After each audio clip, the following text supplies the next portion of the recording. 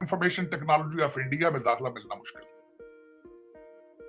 आज मैं बल्कि मुसलसल रिसर्च इस चीज पे करता रहता हूं। अमेरिका के अंदर फॉर्चून 500 कंपनीज के 60 सीईओ जो है वो भारतीय।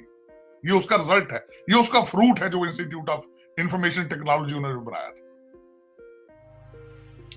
बिना आप सोच, मैं सिर्फ थोड़ी चंद सीईओ बताना चाहूंगा। Google, Microsoft, IBM, FedEx, Gap, Twitter, Starbucks, Barclays, Chanel, Gap, Nokia, Pepsi.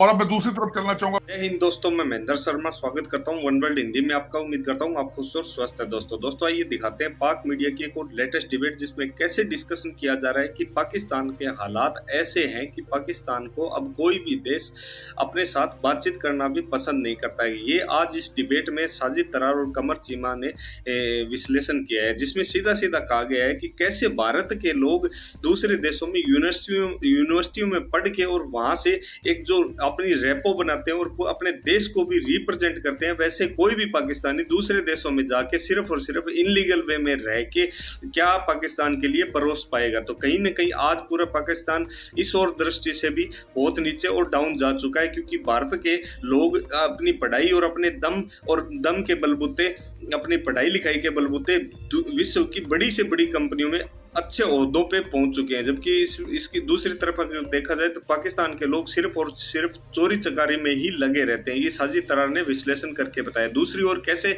Modi ji के चाइना को झुकाने के प्रोग्राम उसके बारे में भी डिस्कशन किया गया। तो दोस्तों देखिए डिबेट और कमेंट में अपनी प्रतिक्रिया जरूर दें। लास्ट में आपसे रिक्वेस्ट करूंगा, चैनल पर नए हैं तो चैनल को सबसे पहले सब्सक्राइब करें, लाइक शेयर कमेंट जरूर करें। दोस्तों जय हिंद, वंदे मातरम, भारत माता की जय। दोस्तों इंफॉर्मेशन टेक्नोलॉजी ऑफ इंडिया में दाखिला मिलना मुश्किल है।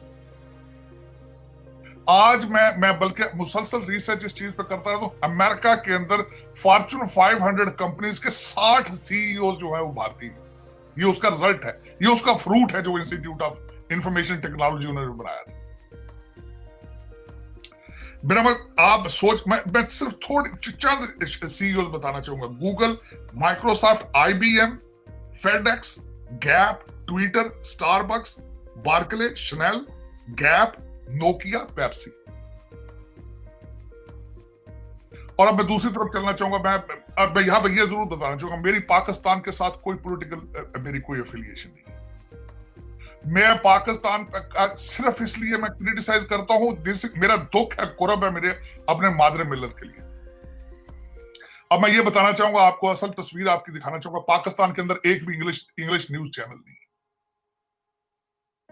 एक भी इंग्लिश न्यूज चैनल नहीं है। क्यों नहीं है? क्योंकि लोग डजंट हैव आईक्यू, लोग doesn't have familiarity with the language. देखे ना, लोगों के पास तालीम हो, जो बिक रहा हो तो लाजमी चैनल भी बना लेना, क्योंकि चैनल तो कारोबार है, लोग तो कारोबार। एक भी न्यूज चैनल इंग्लिश नहीं है वहां पे।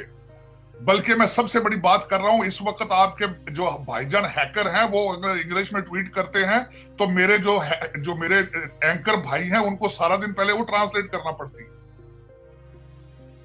अब मैं दूसरी तरफ जाना चाहता हूं। आपका मिसालें आपको देना चाहता। एक इमरान खान साहब की हुकूमत आई थी, उसको कहा जाता था लंदन प्लान। कि लंदन में हमारे बाबा जी, कनेडियन जो बाबा जी थे, हमारे मजहबी पेशवा, वो भी कनाडा में आए थे। हमारे जो इस तहरीक के जो जनरल थे आईएसआई के ज़हीरुल इस्लाम साहब, वो सारे अपने बच्चों को इकट्ठा लेकर के बैठ के थे लंदन में, उन्होंने प्लान किया था।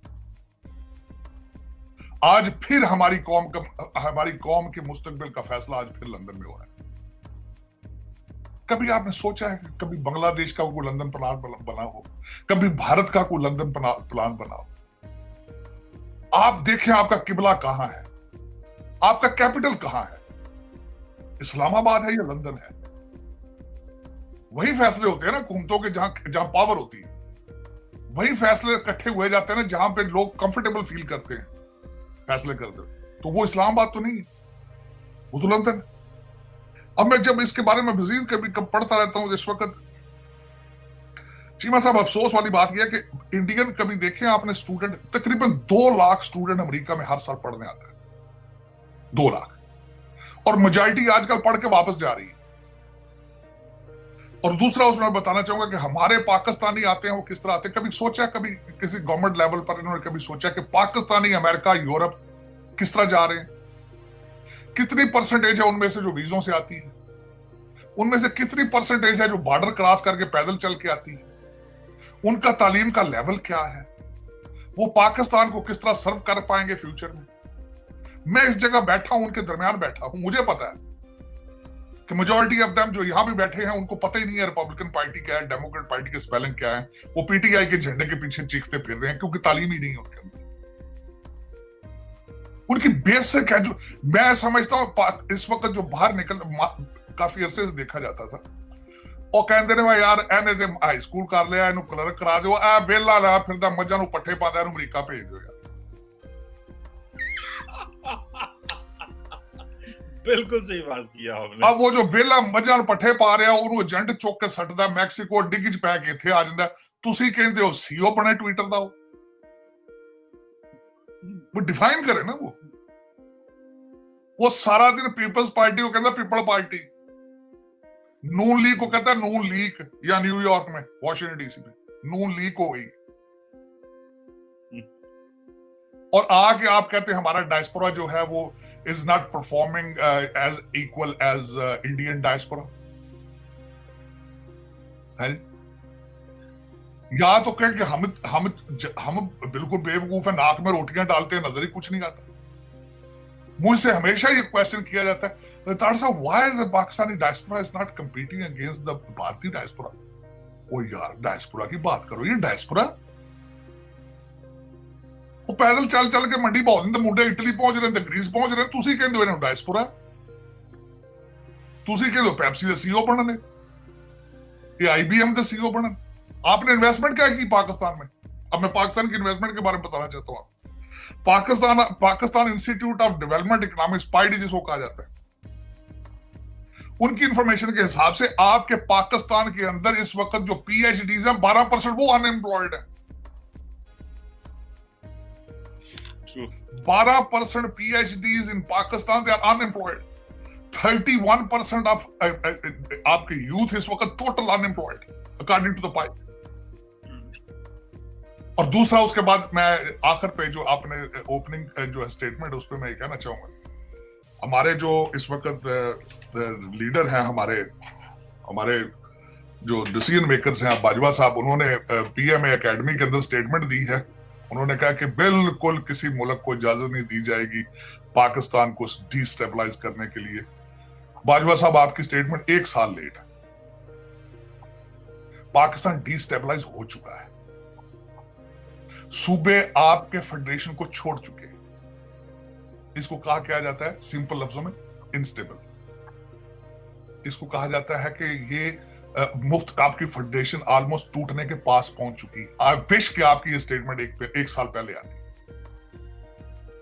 इस वक्त आप जिस तरीके से ट्विटर पे लोग बैठे, वो जो 31% जो 12% पीएचडी, 21-32% मास्टर डिग्रियां ले घर बैठे, उनके 50-50 ट्विटर अकाउंट है। आपका नाम ले लेके आपको वो गालियां निकाल रहे हैं।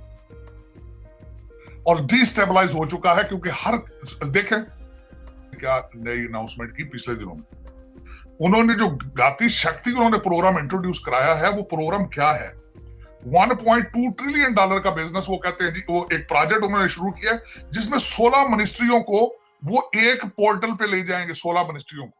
और टारगेट उसका क्या है? चाइना से सारी इन्वेस्टमेंट को मैन्युफैक्चर और इन्वेस्टमेंट और जो लोग हैं उन सबको लेकर भारत में आना।